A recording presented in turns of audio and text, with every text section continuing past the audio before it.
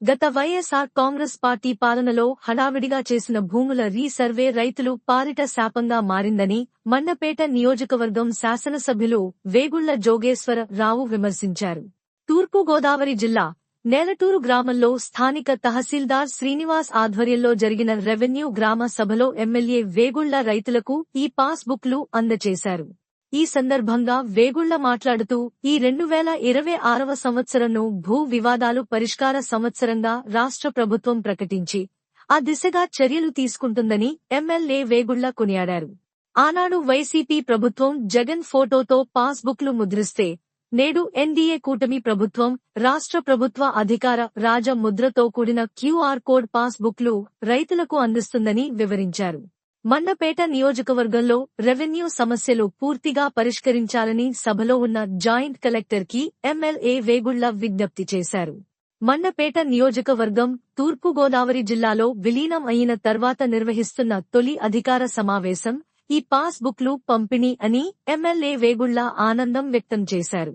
అత్యధిక rice mill గల మండపేట నియోజకవర్గం తూర్పుగోదావరి జిల్లాలో విలీనం అవ్వుట వలన ధాన్యం కొనుగోలులో ఇబ్బందులు కలుగుతుందని, అంబేడ్కర్ కోనసీమ జిల్లా రైతులు ఆందోళన చెందవలసిన అవసరం లేదని, ఆ విషయంలో తాను బాధ్యత తీసుకుంటానని ఎమ్మెల్యే వేగుళ్ల భరోసా ఇచ్చారు. దశాబ్దాలుగా రాజమహేంద్రవరంతో అవినాభావ సంబంధం ఉన్న మండపేట నియోజకవర్గం ప్రజల అభీష్టాన్ని ఎన్డీఏ కూటమి ప్రభుత్వం నెరవేర్చిందని వేగుళ్ల సంతోషం వ్యక్తం చేశారు. ఇప్పుడు ఇచ్చిన పాస్ బుక్లు గత పాస్ బుక్లు స్థానంలో యథాతథంగా రాజముద్రతో ముద్రించి కొత్తవి ఇవ్వడం జరిగిందని జేసీ మేఘా స్వరూప్ తెలిపారు. పాస్ బుక్లలో ఏమైనా పొరపాట్లు ఉంటే సంబంధిత డాక్యుమెంట్లతో తహసీల్దార్ వారికి దరఖాస్తు చేస్తే సరిచేస్తామని జేసీ పేర్కొన్నారు. ఈ కార్యక్రమంలో తూర్పుగోదావరి జిల్లా joint collector Y. Megha Swaroop, sarpanch Kukkala Veeranna, tahsildar Srinivas, MPDO Bhanuji, RI Ajjamma, TDP నాయకులు ఎన్. రాంజీ, గ్రామ టీడీపీ అధ్యక్షుడు Rudrakshala Someswararao, AMC director B. Sukanya, VRO Ramudu, అధిక సంఖ్యలో రైతులు, ఎన్డీఏ కూటమి శ్రేణులు పాల్గొన్నారు. రీసర్వే జగన్ గారి హయాంలో రీసర్వే జరిగింది. ఆయన ఆలోచన మంచిదవచ్చు, కానీ ఆ యొక్క రీసర్వే చేసినప్పుడు కొంత టైము వాళ్ళకి కేటాయిస్తే అధికారులకి టాపిక్గా చేసాం. ఎప్పుడో 100 సంవత్సరాల క్రితం ఉన్నటువంటి పని 2 సంవత్సరంలోనో చేయమంటే చేయలేము. మనది మధ్యాహ్నం బదులు తినగలం, సాయంత్రం కూడా ఇప్పుడు సాయంత్రం పెట్టంటే ఇంకో 10% ఎక్కువ తినగలం తప్ప తినలేము మనం. సేమ్ అదే బాణీలో వాళ్ళు పరుగులు పెట్టిస్తా ఉంటే తప్పు రైటో ఇచ్చి పాడేశారు. దీన్ని మన ప్రభుత్వం వచ్చిన తర్వాత రీసర్వే అని చెప్పి ఒక పేరు పెట్టారు. కానీ ఆ రీసర్వే కూడా తూతూ మంత్రం. ఆ తూతూ మంత్రం మరి జరిగింది ఎంత చూసాం మనం. ఇప్పుడు కాసేపు ఉదాహరణకి సర్పంచ్ గారికి నాకు పక్క పొలాలు ఉన్నాయి ఒకే సర్వే నెంబర్లో. ఉదాహరణ 5 ఎకరాలు అనుకుందాం. 550 1 ఆయనది 2 నాది. ఆయనదేమో దస్తావేజ్ ప్రకారం 2 ఎకరాలు, నా దస్తావేజ్ ప్రకారంగా 2 ఎకరాలు. కానీ నేను ఎమ్మెల్యేగా ఉన్నాను 17 ఏళ్ళ నుంచి. ఆయన దాంట్లోంచి నేను బట్టలు నరికేసి పాపం నా బీసీ సోదరుడు నేను ఆక్రమించేసుకున్నాను.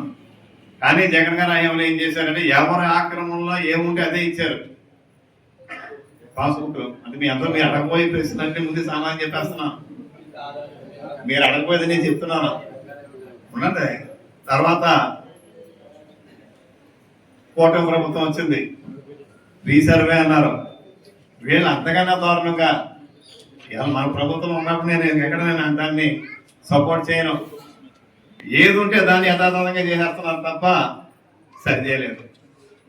ఇప్పుడు పైకి ఏమంటారంటే ఆ సర్వే నెంబర్లో నా డాక్యుమెంట్ ప్రకారంగా ఎక్కువ ఉంది, డాక్యుమెంట్ కన్నా సైట్ ఎక్కువ ఉన్నది నాకు రాశారు పాస్బుక్. ఆయనకేమో తక్కువ తగ్గించి రాశారు. ఇప్పుడు ఈ ప్రభుత్వం వచ్చాక ఏం చెప్తున్నారంటే ఈ ప్రభుత్వం వచ్చిన దాంట్లో ఏం చెప్తున్నారంటే నేను అంగీకరిస్తేనే సరి చేస్తానంట.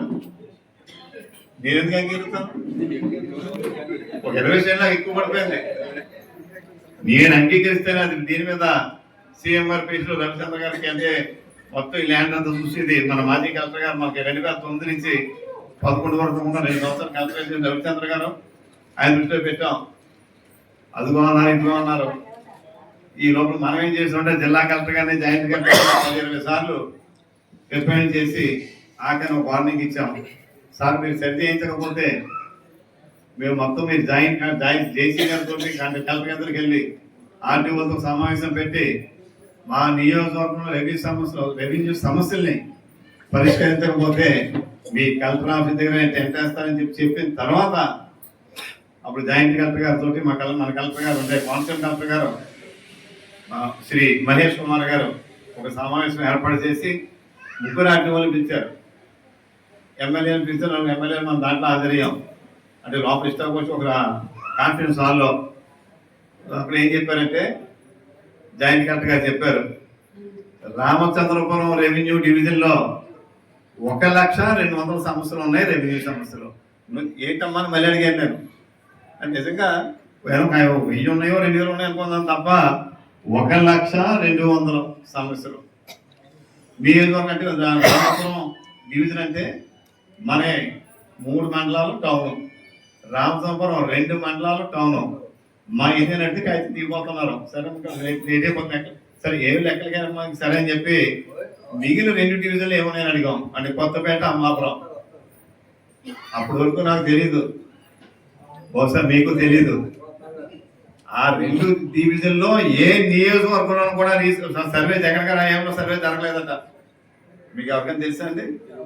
మనం రాష్ట్రం అంతా చేసేది ఉన్నాం తప్ప ఆ 5 నియోజకవర్గాల్లో ఎక్కడా రీసర్వే చేయలేదట. మరి ఇక్కడే చేసి మనకి చేసింది ఉద్దేశం చాలా మంచిది.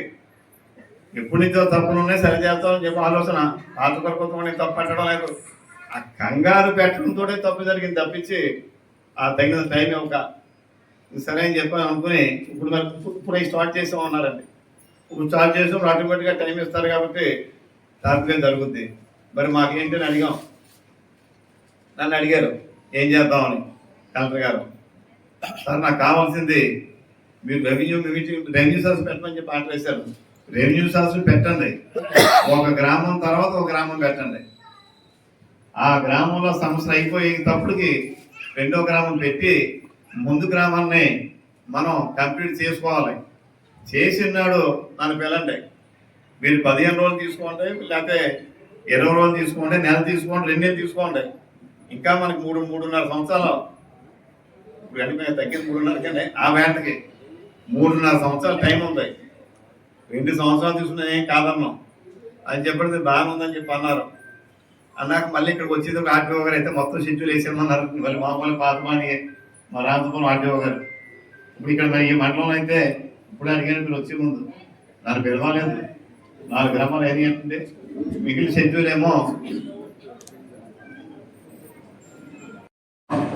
ఈ 4 గ్రామాల్లో కూడా ఒక్క సమస్య కూడా లేకుండా. అంటే ఇక్కడ ఏమిందంటే సార్ కొన్ని సర్వే నెంబర్లు పొరపాటు తప్పండి, ఇంకొన్ని ఏమో ఈ ఎక్కువ తక్కువలు, కొన్ని ఎప్పటి నుంచో వందలాది సంవత్సరాల నుంచి ఉన్నటువంటి ఆ భూముల్ని ఇవాళ మాన్యం భూముల కింద లేకపోతే ఏనా భూముల కింద పడినాయి. మీరు అడగబోయే సమస్య నేను అడిగేస్తున్నాను. ఇవన్నీ కూడా సరిచేయాలని చెప్పి అడిగాం. మన కోనసీమ జిల్లా కలెక్టర్ గారు, జాయింట్ కలెక్టర్ గారు, ఆర్డీఓలందరూ ఒప్పుకున్నారు. కానీ మళ్ళీ మామూలు తతంగం 4 రోజుల గ్యాప్లో ఒక మీటింగ్ వేయమని చెప్పి షెడ్యూల్ ఇచ్చారు. ఆ షెడ్యూల్ని మరి మీరు మళ్ళీ కరెక్ట్గా ఒకసారి 3వ తహసీల్దార్ని పిలిచి మన ఆర్టీఓ సమక్షంలో ఒక సమావేశం మీరు ఏర్పాటు చేసి ఈవేళ అయిన కాడికి ఇక్కడ 4 అన్నారు, మండపేట 2 అన్నారండి. ఎన్నైతే కాకండి, వచ్చే సమస్యలన్నీ పరిష్కరించండి. అక్కడ మన చేయలేని ఉంటే కొన్ని దాన్ని ఒకప్పుడు మనకి ఏమవుతుంది లెక్క తగ్గిపోద్ది. ఆ చేయలేని ఏముంటే మీరు దాన్ని ప్రభుత్వం నుంచి దాన్ని ఏం చేయాలన్నదే అక్కడి నుంచి నాకు అవసరం అంటే మీరు పంపితేనే మాకు పని అవుతుంది, అంతే తప్ప మీరు పంపకుండా మాకేం పని అవుతాం. ఇన్ని చేయాలన్నా, సీఎం గారు చేయాలన్నా, జాయింట్ కలెక్టర్ రెవెన్యూ సమస్యలు అన్నింటికీ కూడా ఎంతో కలెక్టర్ గారు కాదు, సివిల్ సప్లైస్ కానీ రెవెన్యూ కానీ, సివిల్ సప్లై మన ధాన్యం ఖరీదు సెక్షన్, ఇది ఒక మన ఈ రెవెన్యూ సమస్యలు రెండింటికి కూడా పూర్తి బాధ్యత జాయింట్ కలెక్టర్ గారికి. అందుచేత మరి మీరు కూడా మా మిత్రులు మా మిగిలిన మా ఎమ్మెల్యే చెప్తా ఉన్నారు, చాలా స్పీడ్ మా జాయింట్ కలెక్టర్ గారు మన పాత అంటే కామెంట్ చేయకూడదు, చాలా బాగా చేస్తున్నారు. కలెక్టర్ గారు కూడా చాలా బాగా చేస్తున్నారు. అంటే ఎంతసేపు మనం ఎవరితో పోల్చుకుంటాం, ముందు పని చేసిన వాళ్ళతో పోల్చుకుంటాం మనం. ఆ రంగం మనం మరి వాళ్ళు కూడా చెప్తున్నారు కాబట్టి, మీరు కూడా యువకులు ఉత్సాహవంతులు కాబట్టి, మాకు ఇక్కడ ఉన్నటువంటి మా మండపేట నియోజకవర్గంలో ఉన్నటువంటి 43 గ్రామాల్లో ఉన్న రెవెన్యూ సమస్యలు, అదేవిధంగా మరి మండపేట పట్టణంలో ఉన్నటువంటి, అంటే పట్టణం అనేది పట్టణం కాదు పూర్తిగాను ఒక పెద్ద పల్లెటూరు, దాని బట్టి అక్కడ కూడా బోల్డ్ భూమి ఉందండి. మన మన రెవెన్యూ ఈ సమస్యలన్నీ మనం పరిష్కరించుకోవాలని, ఆ సమస్యల పరిష్కారం మీ ద్వారా జరగాలని చెప్పి నేను ఆశిస్తూ, రెండవ విషయం, ఇవాళ మీకు పాస్బుక్లు ఏం చేస్తున్నారంటే, అది మీరు అనుకోవచ్చు ఇది మళ్ళీ ఇస్తున్నారేటని, ఆ వేళ జగన్మోహన్ రెడ్డి గారు ముద్రతో ఉన్నటువంటి పాస్బుక్లను తీసివేసి, ఇప్పుడు కూడా ఇంతకుముందు ఎంతో మంది నాయకులు మనం పరిపాలించారు. మన ఫస్ట్ అయితే దామోదరం సంజీవ్ గారు, నేను సంజీవరెడ్డి గారు, కాసు బ్రహ్మానందరెడ్డి గారు, ఎన్టీ రామారావు గారు, రాజశేఖర రెడ్డి గారు, చంద్రబాబు నాయుడు గారు, అంటే అనేక మంది ఇక్కడ పార్టీలకి కులాలకి సంబంధం లేకుండా ఎవరికీ రానటువంటి ఆలోచనలో వచ్చిన వల్లనే మరి మన జరిగినటువంటి ఎన్నికల్లో సరైన ప్రతిఫలం కూడా మరి వారికి దక్కిందని చెప్పి సమయంగా మరి జిల్లాకి యాడ్ చేయడం జరిగింది. సో అందరు ప్రజలు, కొండపేట కాన్స్టిట్యున్సీ ప్రజలందరికీ కూడా కలెక్టర్ గారి తరఫున అండ్ మా తరఫున అండ్ తూర్పుగోదావరి ప్రజలందరి తరఫున స్వాగతం. ఈరోజు మన రాష్ట్ర ప్రభుత్వ ఆదేశాల మేరకు పట్టాదారు పాస్ పుస్తకాల్లో మన రాజముద్రతో ప్రింట్ అయి వచ్చిన కొత్త పాస్బుక్ని పంపిణీ చేయాల్సిన ప్రక్రియ ఈరోజు నుండి ప్రారంభించుకున్నాం. మొత్తం మండపేట కాన్స్టిట్యున్సీలో చూసుకుంటే 35,824 పట్టాదారు పాస్బుక్లు ప్రింట్ అయి రాష్ట్ర ప్రభుత్వం నుండి మనకు అందజేయడం జరిగింది. దాంట్లో మనం వెరిఫై చేసి, అంటే ఫోటో కానీ తప్పులు ఏమీ లేనివి 32,741 పాస్బుక్లు వచ్చాయి. అలానే ఫొటోస్ తప్పుపడి పేరు వల్ల తప్పున్నవి 3,083 పాస్బుక్లని పంపిణీ చేయకుండా మళ్ళీ రీప్రింటింగ్కి పంపించడం జరిగింది. సో ఈరోజు ఈ మన నెల్లటూరు గ్రామం చూసుకుంటే మొత్తానికి 538 పాస్బుక్లు ప్రింట్ అయ్యి మనకు అందించారు. దాంట్లో వెరిఫై చేశాక 512 పాస్బుక్లు మనకు ఫోటో కానీ పేరు కానీ అన్ని డీటెయిల్స్ కరెక్ట్గా ఉంది. మనం ఈరోజు డిస్ట్రిబ్యూట్ చేస్తున్నాం. 26 ఏదైతే డిఫెక్టివ్ ఉన్నాయో అవి మళ్ళీ కూడా రీప్రింటింగ్ అయ్యాక వచ్చాక మళ్ళీ డిస్ట్రిబ్యూట్ చేస్తాం. సో ఈ పట్టాదారు పాస్బుక్ దాంట్లో కూడా మీకు ఏమన్నా తప్పులు అలాంటి ఎక్స్టెంట్ వేరియేషన్, ఇందాక మన ఎమ్మెల్యే గారు చెప్పినట్టు రీసర్వేలో కొంతమందికి అప్పుడు హడావిడిగా చేసేసి భూమి అనుభవ స్థితి ప్రకారం ఎక్కువ పెట్టేయడం జరిగింది, రికార్డ్స్ అన్ని సరిగా వెరిఫై చేయకుండా. సో అలాంటి తప్పులు కూడా ఏమైనా మీ దృష్టికి వస్తే మీ దగ్గర అనిపిస్తే వెంటనే తహసీల్దార్ని సంప్రదించండి. ఆయన ఒక రిపోర్ట్ ఆర్టీఓకి పంపించి ఆర్టీఓ నుండి జాయింట్ కలెక్టర్ గారికి ఒక రిపోర్ట్ పంపించడం జరుగుతుంది. అక్కడ నేను పరిశీలించి ఆ తప్పులు ఎటువంటివైనా కూడా వెంటనే పరిష్కారం చేస్తాను.